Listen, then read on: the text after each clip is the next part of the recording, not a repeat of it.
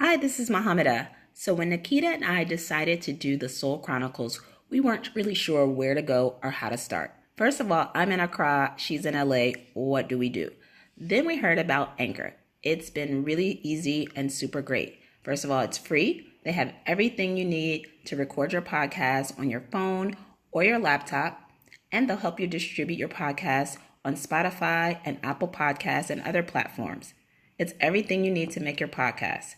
All you have to do is download the free Anchor app or go to anchor.fm to get started. Now back to the Sole Chronicles.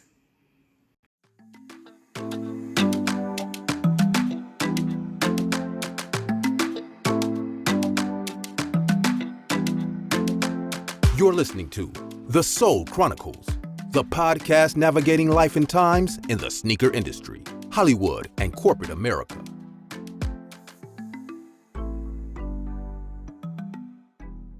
On today's episode of the Sole Chronicles, we share our experience working with the GOAT, Michael Jordan. This is going to be good.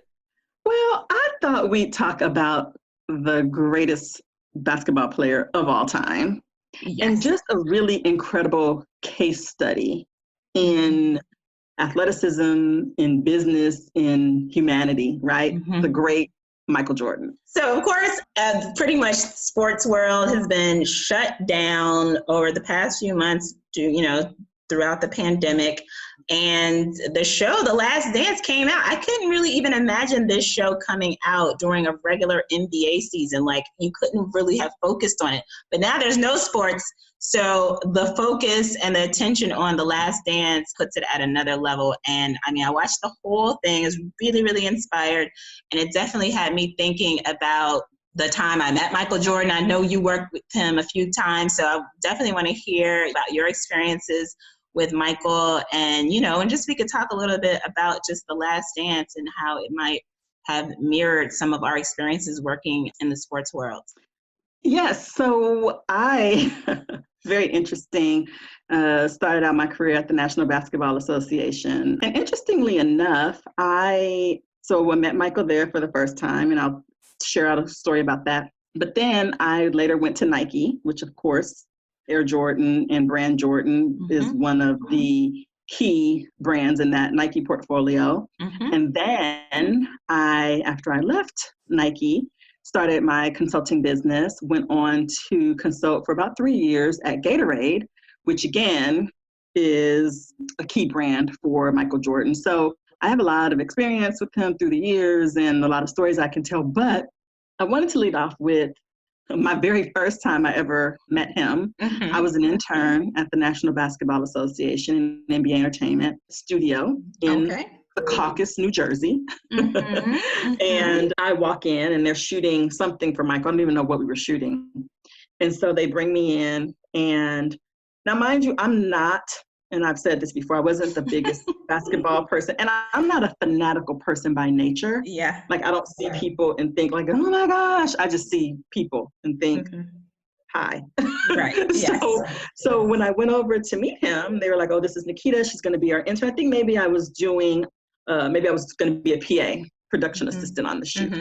So the first thing he ever says to me is he looks down at my shoes and says, what are you doing wearing them Reeboks, right?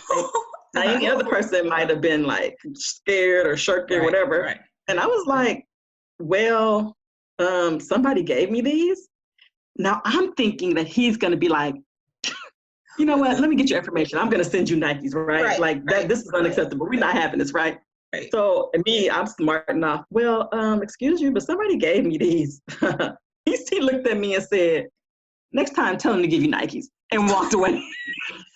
Look, let me tell you something, because before I had the opportunity to meet him, his personality, he acts just like I thought he was gonna act. And he was a total joke, right? He knew I was an intern, and he wasn't trying to embarrass me. But it was just that I got smart with him, so he got smart back with me. Yeah. Now this is really interesting, and I get to weave in another, like, one of my favorite people. But Michael was at that time just a huge music person and loved jazz and R&B and just music. And so he was having, I can't even remember, maybe, I don't know if it was a launch, if it was his birthday, I don't remember, but he was having something, and he loved Kenny Lattimore. Had he started the record label yet or not yet? No, okay. This is pre that. Okay. And so his team, Howard White, called me, and at the time, which whenever there was an entertainment need at Nike for whatever it might have been, they would call us. That's our job. In-house booking agent. In-house booking agent. So he called and was like, listen, Michael was having this thing. They were going to rent out a restaurant, I think, in New York, and wanted Kenny to come and perform. I want to say it was his birthday, I think. Okay. And so that was the first time I ever met Kenny Lattimore. And this is really a point that I want to make. Sometimes you do not know the impact that you're making on people. You don't know what your art is bringing to the world, what your intellect is bringing to the world. But there are often times where you have eyes on you and you don't even know it. And so we always think that working diligently and going through all the motions and, putting out your very best work and not settling, we sometimes see that as some kind of penalty, right? Why I have to work so hard? Why do I have to? But Kenny had no idea that Michael was a fan. And he had put out such an incredible album. That first album was so beautiful from beginning to end, every single song, right? And Michael just loved it. And so I brought him to New York to perform for Michael in a very, very, very intimate setting. Think small little New York restaurant. And some of the band members from The Roots came to play with him. Somehow he had some kind of affiliation with them.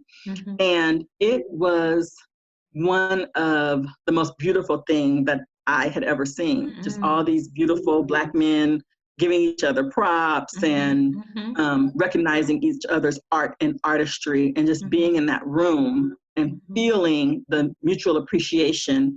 And the fact that we were at the center of it, that I was able to bring all that together, was just one of the really fun things that I got to do. Worked on a ton of other stuff with him, but... Did you talk to him or anything that time? Did he remember you from the NBA or, Yeah, I think so. And then, like I said, we were working on other things with them as well. So we were always on speaking terms. Now, was he my best friend? And did I have his number on speed dial? Absolutely not. Okay. I was very close with Howard, who was his right-hand man. I was very close with some of the other guys in basketball who worked directly with him. But whenever I saw him, whether it was at the NBA, after that first intern encounter, or at Nike events, or at Jordan brand events, he was always very kind. So I want to hear about your Michael story before we talk about The Last Dance. Yeah, and I think it's very interesting. I feel like Nike is the house that Michael built, right? So, it was doing okay, but he's the one who kind of took it to the next level. He just catapulted the brand and the sport of basketball to another level. And I feel like he's one of the few people that make stars fan, like you see stars as fans, right? So we were in LA. I don't know what event we were doing at Nike Town in Beverly Hills, but some event, and Michael Jordan was coming, and we had to invite, other celebrities to come. I don't even remember what it was. I just remember that Ice Cube was at this event, and he wanted to get Michael Jordan's autograph. And, he was like a fan. He was nervous, be like, excuse me, can you go and get me a basketball so that I can get Michael Jordan? Remember that. Yeah. So I went and bought him a basketball and gave it to him, and then had to go and introduce him to Michael Jordan and just be like, hi. I was like, hi, I'm Muhammida, I work for Nike. And I feel like, he always had some smart little comment, he was saying something like, you need to be working for Jordan, or some, little, he always got to say something like that. And, and then I just kind of Ice Cube got his basketball signed and went on. But you saw the biggest rappers or whoever, they had become fans like little kids. That was just the effect that he had on people. And then you mentioned H. White, and this is, not necessarily Jordan related, but I remember I was at another event in New York, and Phil Knight was there. And I had not ever met Phil Knight before. You don't know, he's the founder of Nike. I had never met Phil Knight before. So, you know, when you're working at a company, of course, you would love the opportunity to meet the person who founded the company. And I just believe in like who introduces you to someone. Like, I just feel like the person who introduces you, if they have a lot of respect with that person, then that gives you automatic respect, right? So I was like, I could have just went up to Phil Knight and be like, hi, you know, I'm Muhammida, I work in entertainment marketing. But I was like, no, I need somebody to introduce me. So I saw H. White, right? And I'm like, hey, I mean, H got a serious, he was Michael Jordan's rep at Nike. So he had super influence. And I was like, H, will you introduce me to Phil Knight? And he was like, oh yeah, of course, of course. So he introduced me and he was like, oh, she works at entertainment with Pam, who was our director. And Phil and I had some little chat probably about some like movie he had just seen or something like that. So I just think these are people who are a part of like the fabric and the history of Nike. And for us to just have interacted with them, I think it was just a part of that experience. And to be honest, I don't think that all the people who work there, sometimes some people have never met Phil Knight or never met Michael Jordan. Gosh. Yeah, of course. And it's so funny because I have a really funny Phil Knight story and we have a little bit of time. Yeah. So I used to go to campus probably once a week for my role at Nike. And he would always eat, you know, okay, so for people who don't know about the Nike campus, it's a city basically with everything you could possibly need, from dry cleaning to restaurants to gym to daycare, everything, right? And at first I thought it was because, oh my gosh, this is so great. You never have to leave. But then after I got there, I realized, no, it's because you're never going to leave. Right. They don't want you to leave. They're like, you're going to stay. It is, again, corporate America at the end of the day. So Phil would eat lunch, I suppose, every day at one of the restaurants. And so I happened to be there on a visit and I saw him by himself eating. So you know me, I don't get fazed by people. I was like, oh, I want to go meet Phil. Right. So I walk over. Now, this is also funny. I walk over and I introduce myself. Hi, I'm Nekeda. I work in entertainment marketing with Pam. He said, who? I said, Pam McConnell. She's my boss in entertainment marketing. Entertainment marketing, what's that? I said, well, we're the liaison between our brand and the entertainment world. So whether it's music, film, TV, we make sure that the Nike product is on all the right people at all the right times, that we maintain our brand integrity. You know, I'm just going all through the whole thing, right? And he's just looking at me all confused, like, oh, I'm paying people to do that? I said, oh, Jesus, take the wheel. I thought I was going to die, right? He's like, oh, I'm paying people to do that? And I said, yes, a whole group of us, in fact, in LA, no doubt. And then when he saw the look on my face, like, is this man for real? He busted out laughing. Right, because it was a joke. He hollered, laughing. And I was like, why are you doing this to me? He was like, I am the biggest film buff you will ever see. Yes. I see everything you guys do. I see everything your team does. And I want to thank you for keeping Nike in the cultural conversation. Wow. That's and we did a high five or a pound or something of that nature. And I walked on. Let's get at it. Right. Oh, so that's my Phil Knight story. That's your Phil Knight story. Love it. Love it. All right. So I think in the last few minutes or whatever, like, just definitely want to just jump in. I know you caught a few episodes of The Last Dance. Just want to hear what your thoughts were.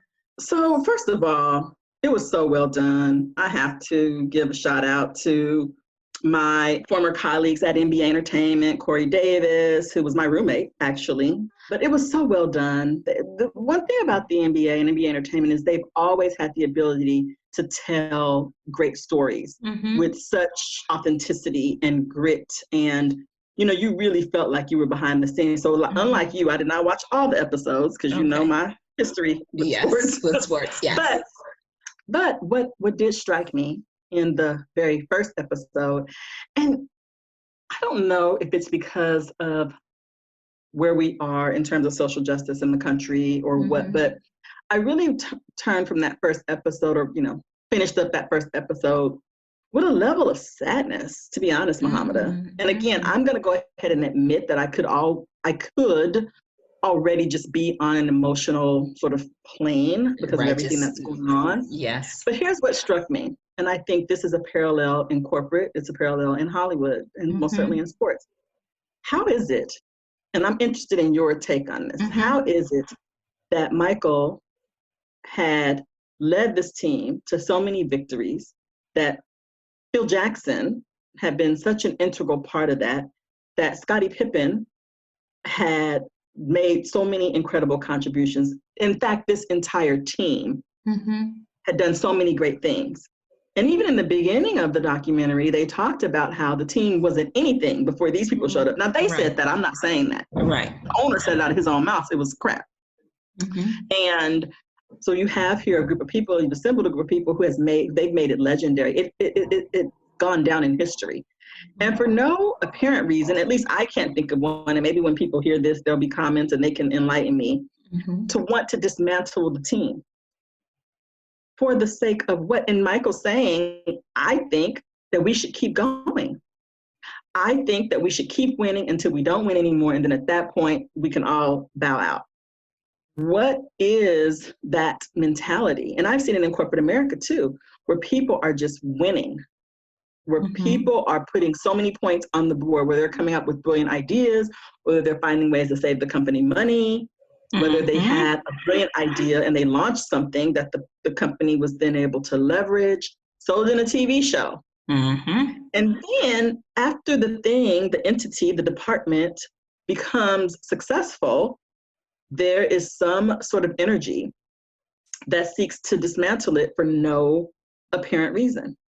Like, that's the kind of psychological warfare that I can't even begin to understand, but that I've seen and in some cases experienced firsthand. So again, I watched one episode, I was going into my second episode, but that is a thing that stuck with me the most. Why the need to dismantle something that seemed to be working so entirely wonderfully? I think there's probably a lot of theories, about that particular question, which that's what the whole series was really about. And again, just being an American, we tend to have this racial lens on everything that we do. So, some people get upset about that, but it's real and it happens. I feel like there are probably a lot of reasons, but one thing that stood out, I just felt like there was this racial thing that tinged all of that. Like, you think that you guys are running the show and it's all about you and you're the stars and I'm really running it.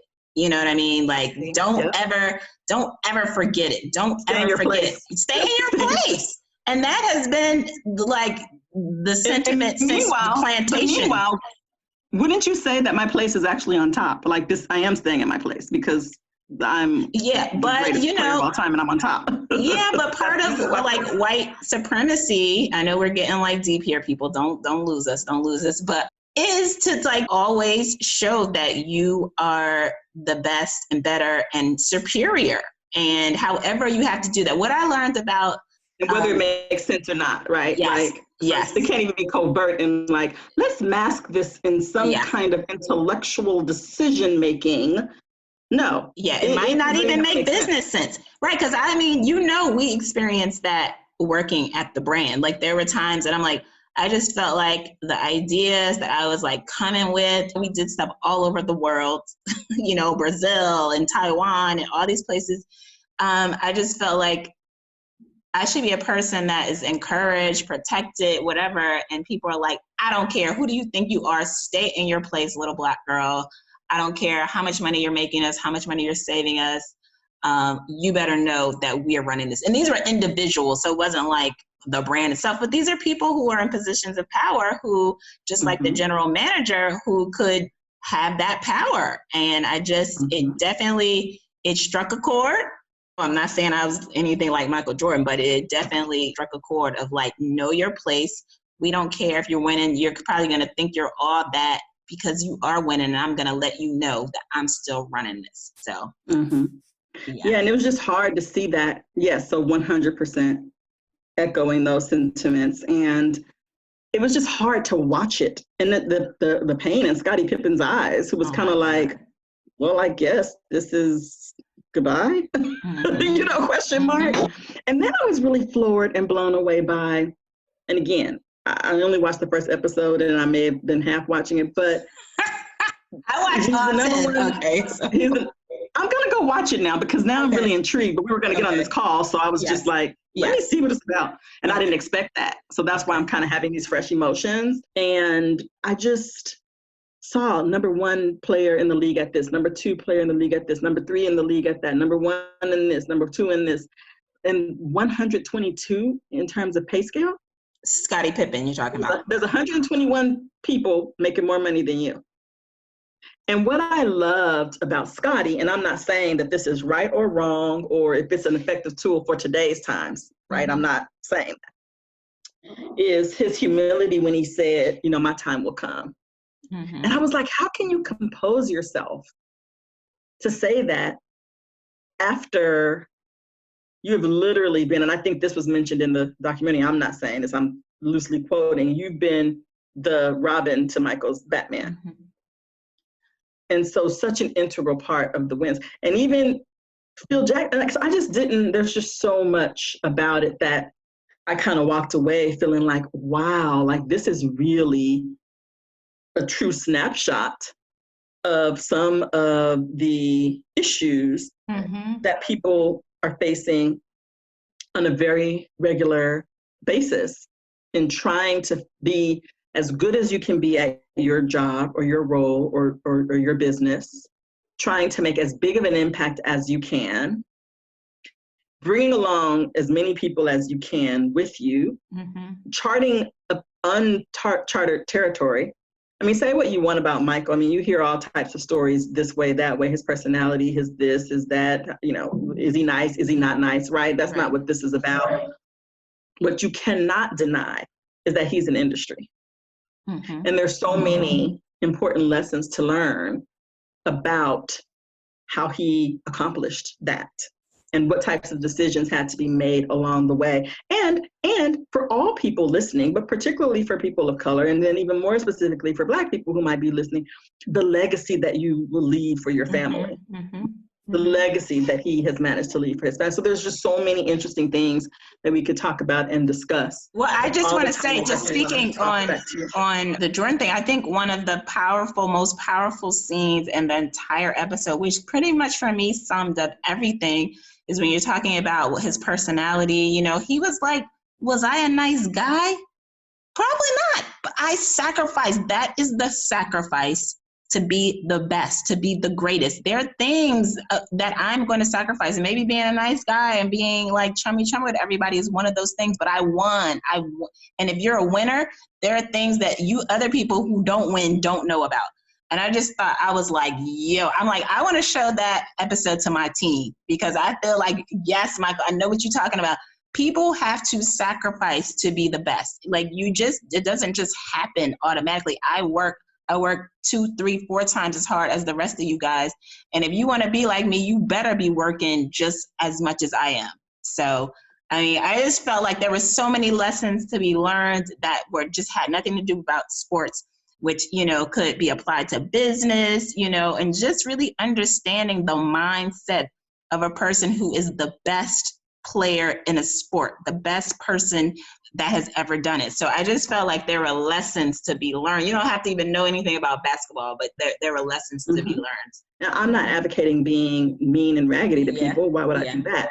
But my point is there's so much emphasis on making other people feel comfortable. And that at a certain point, when you look at all the top leaders and all the top, and I'm talking from a business perspective, sometimes they have to make unpopular decisions.